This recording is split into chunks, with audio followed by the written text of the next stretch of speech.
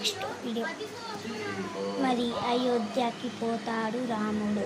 అందరూ సందర్శించి అందరూ ఎన్నో పాదాలు నుంచి మొక్కుకున్నారు శ్రీరాముడు. అప్పుడే గురువు పిలిచి, మనం అటు పోదామా, సీతను పెళ్లి చేసుకుంటారని చెప్పారు.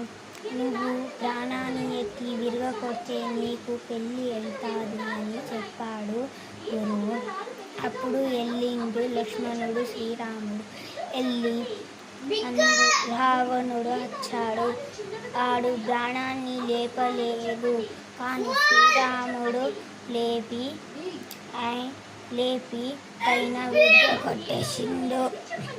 అందుకే శ్రీరాముడు సీతతో కళ్యాణం జరిగింది. అందుకే మనం ఎప్పుడు శ్రీరామనవమికి పెళ్లి చేస్తాం.